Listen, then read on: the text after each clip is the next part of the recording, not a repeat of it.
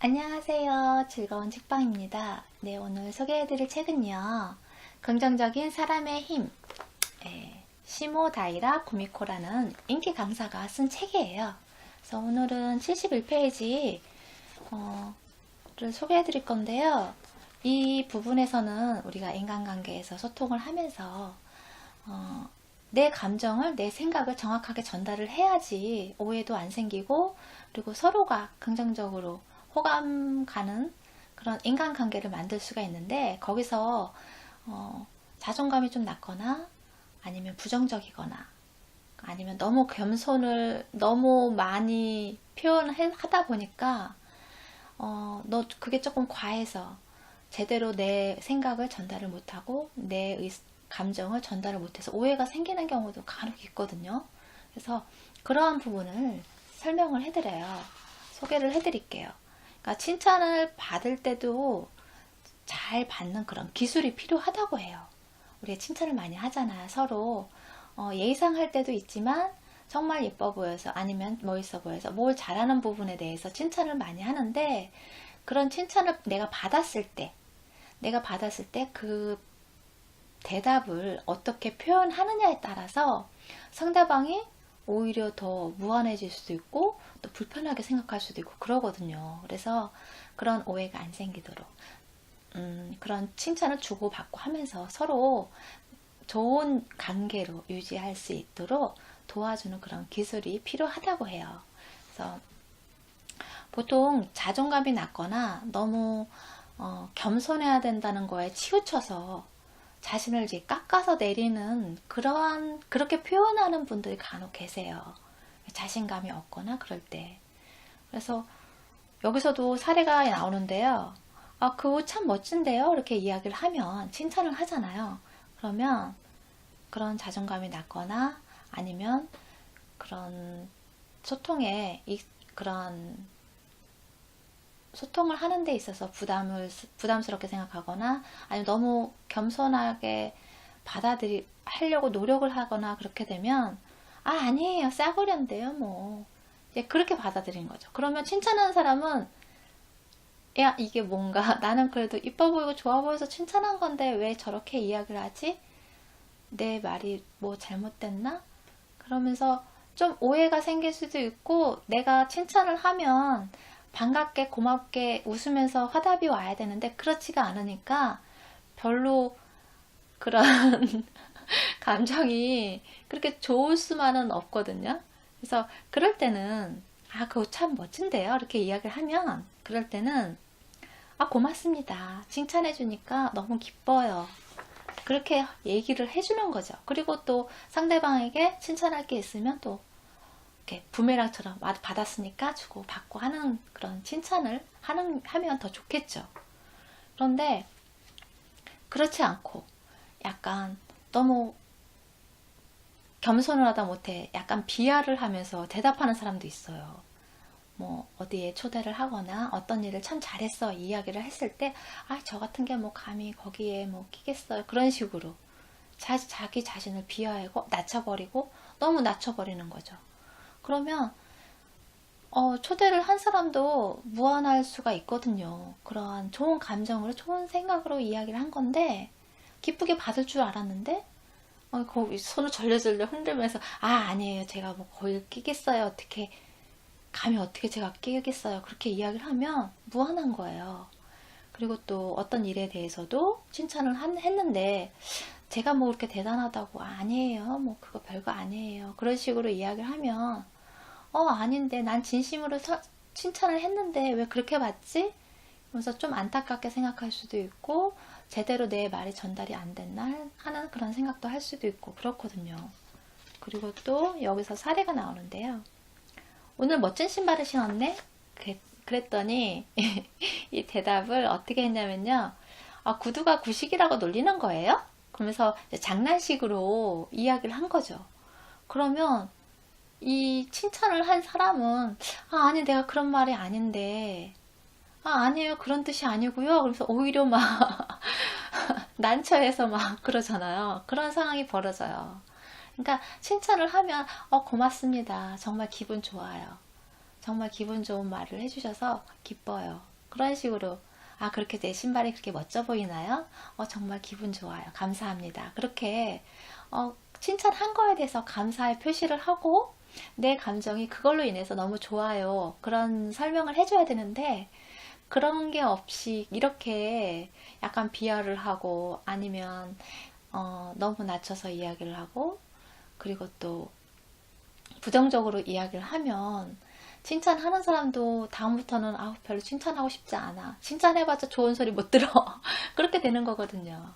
그래서 인간관계에서 그런 한마디 한마디 칭찬을 해서 좋은 영향을 호감 가는 말을 했는데 어떻게 받느냐. 그거에 따라서 호감도가 갔다가 뒷걸음쳐서 그냥 호감도가 떨어지는 없어져 버리는 그런 일도 생겨요. 그래서 이런 좋은 일에는 좋은 칭찬이나 그런 긍정적인 말에는 긍정적으로 받고 감사의 표시를 하는 것이 참 좋다고 해요. 그래서 그리고 또 우리가 보통 이야기를 할 때 미안합니다를 많이 쓰세요? 아니면 고맙습니다 라는 말을 쓰시나요? 네, 한번 생각해 보세요. 우리가 평소 때 쓸 때 미안합니다를 많이 할까? 아니면 고맙습니다 라는 말을 많이 할까? 네, 소통에 자신이 없는 사람일수록 자신을 낮추는 말을 많이 한대요. 그래서 어떤 도움을 요청하거나 그리고 어떤 부탁을 할 때도 그러니까 미안합니다가 먼저 오는 거죠. 그러니까 어떤 식이냐면요. 바쁠 텐데 죄송합니다. 폐를 끼쳐서 죄송합니다. 그런 식으로 죄송하다고 먼저 얘기하기를 하는 거예요.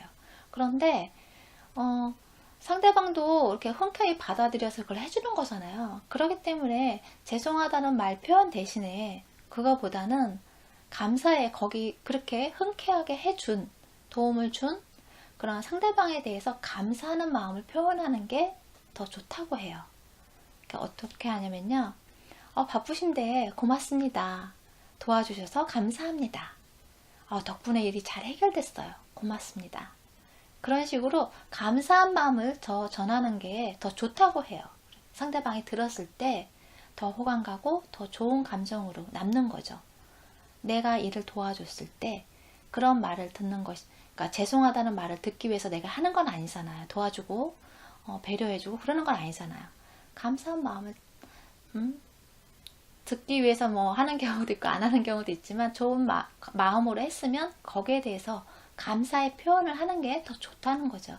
그리고 더 적절한 표현이라는 거예요. 그래서 어떤 거절을 당했을 때도 우리가 부정적인 그런 아니면 자신을 낮추는 말보다는 긍정적이고 감사의 말을 끝으로 하는 것이 좋다고 해요. 그래서 어떤 미팅을 갔을 때 어떤 제안을 하러 갔을 때도 그쪽에서 완곡하게 거절을 하잖아요.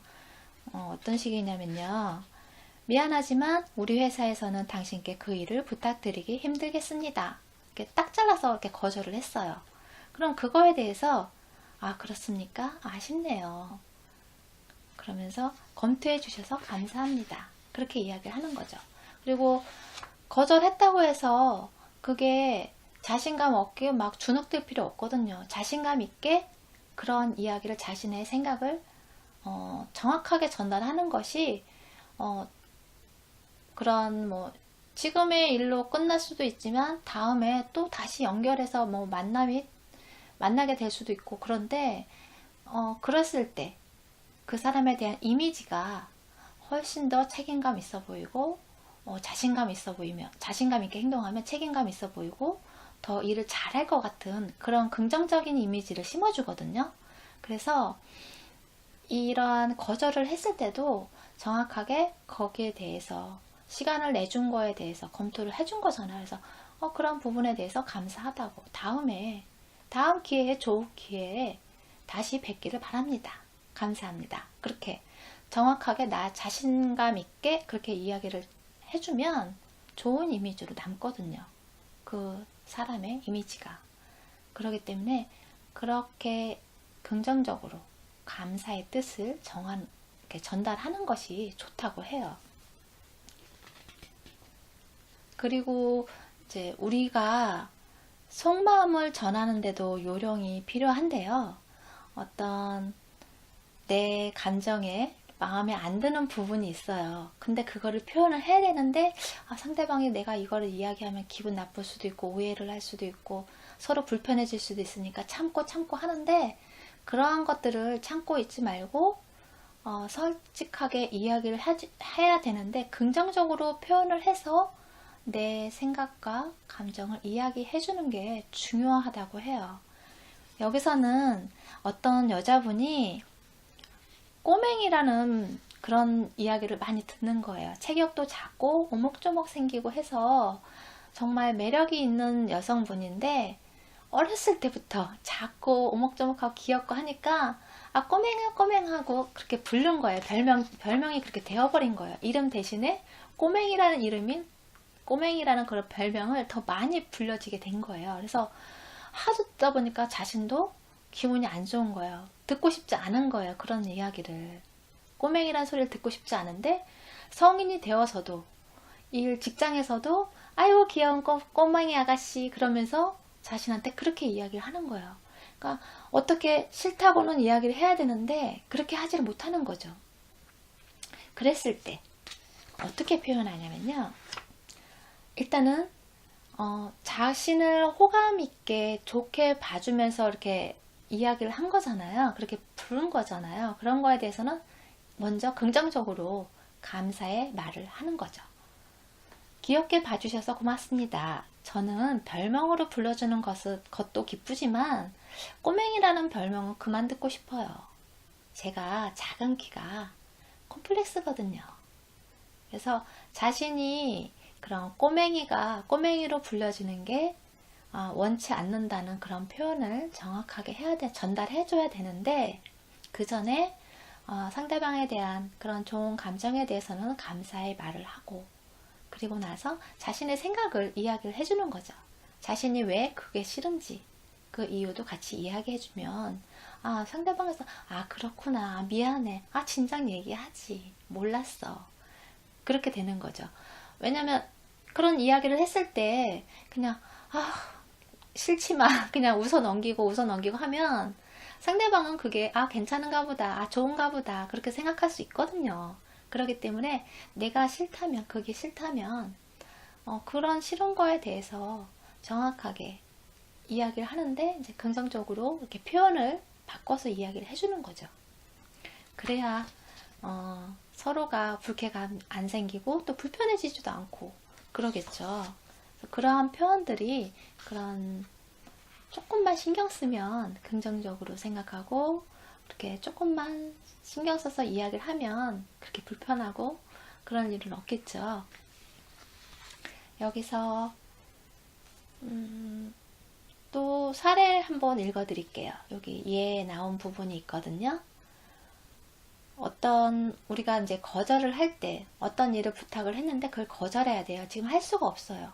그럴 때도 뭐 그냥 딱 잘라서 안 돼요. 죄송해요. 안 되겠네요. 그냥 그렇게 이야기하지 마시고 그날은 불가능합니다. 그런 이야기를 할 때 이렇게 이야기하는 거죠. 긍정적으로 표현할 때는 공교롭게도 그날은 안 되지만 불러주셔서 감사합니다. 네, 어떤 초대를 하거나 아니면 어떤 제안을 했을 때 그런 제안을 해주셔서 감사합니다. 그러는 거죠. 그런 좋은 의도에 대해서는 감사의 표현을 하고 거절을 하는 거죠. 그리고 거절을 할 때 오늘은 안 되지만 내일은 할 수 있어. 오늘은 지금은 안 되지만 이따가 해줄 수 있어. 그런 상황이 있잖아요. 그럴 때도 오늘은 그 일을 할 수 없습니다. 그렇게 딱 짝을 잘라서 이야기하지 마시고요. 현재 다른 일이 있어서 오늘 하기는 어렵지만 내일 오전 중에는 해드릴 수 있습니다. 그러니까 선택사항을 여러 개 이야기해주는 거 하나나 두 개 이야기해서 상대방이 선택할 수 있게끔 도와주는 거죠. 그러면 서로 원하는 걸 얻고 또 감정도 안 상하고 그러겠죠. 네, 그렇게 하는 게 좋고 또 네, 그리고 여기서 부정적인 시각의 틀을 교체하라고 해요.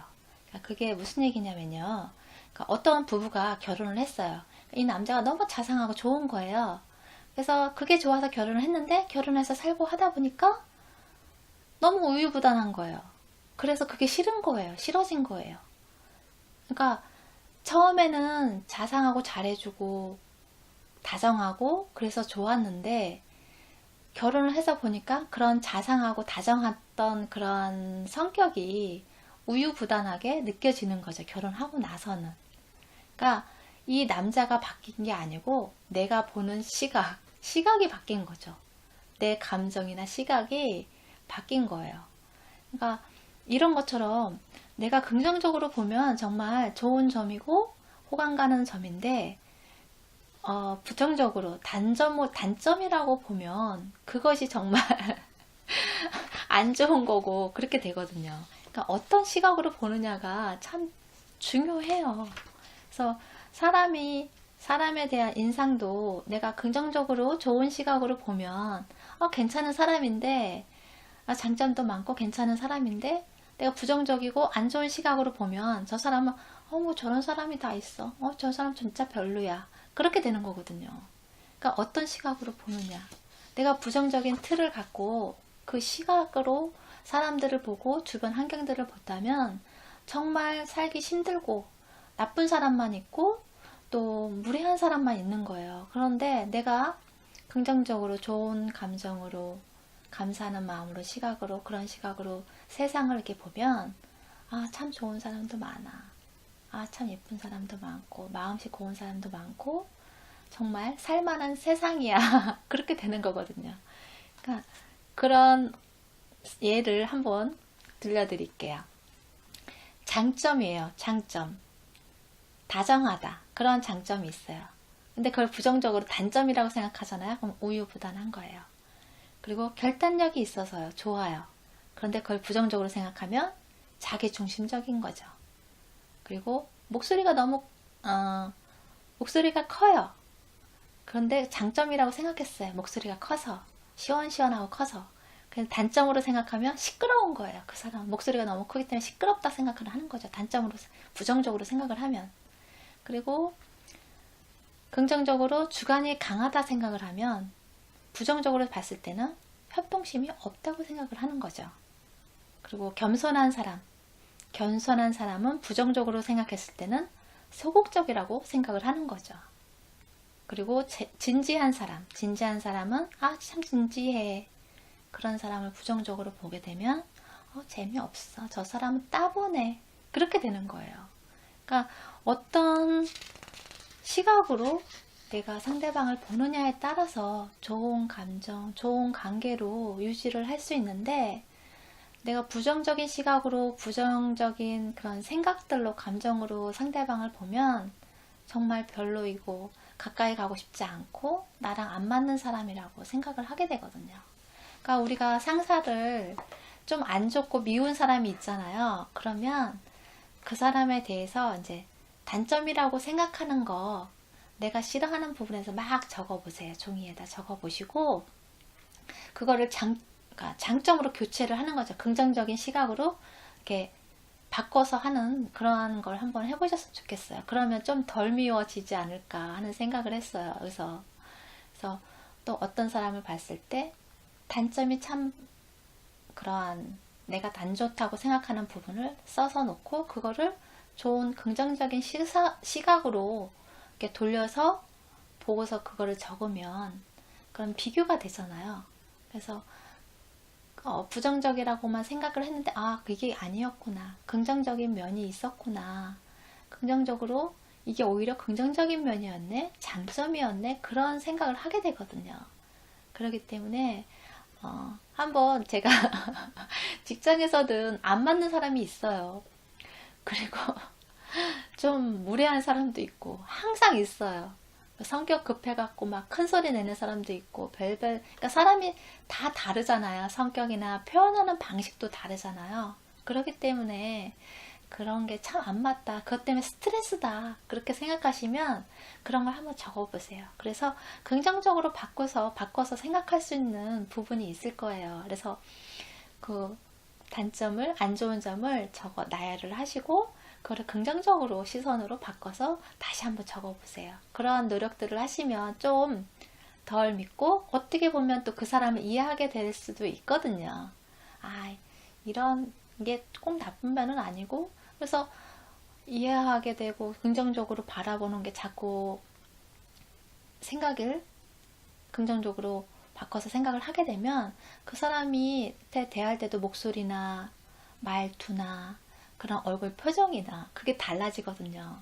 예전에는 아주 쌀쌀맞게 무표정으로 막 이렇게 얘기하고 했는데 그렇게 이야기하면 그래도 조금은 이해를 하게 되고 또 긍정적인 면이 있으니까 그런 거를 생각하니까 그게 나쁜 감정이 아닌 그런 표정이나 말투가 되잖아요. 그렇기 때문에 그렇게 하다 보면 또 서로 좋은 관계로 오히려 더 좋은 관계로 발전할 수 있거든요. 그렇기 때문에 그러한 노력들을 좀 해보시면 어떨까 싶어서 이 부분을 소개를 해드렸어요. 그래서 내가 조금이라도 덜 받기 위해서, 스트레스를 덜 받기 위해서, 그래서 그러기 위해서라도 그런 노력을 한번 해보시고 경험해보셨으면 좋겠어요. 네, 오늘도 즐겁게 보내시고요. 다음 시간에 또 만나요. 감사합니다.